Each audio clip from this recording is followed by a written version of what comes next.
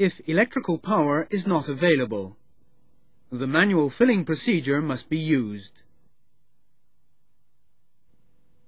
To fill the water system, open the servicing panel. Connect the fill hose to the port. Turn the control handle counterclockwise to the fill position and pull out on the handle.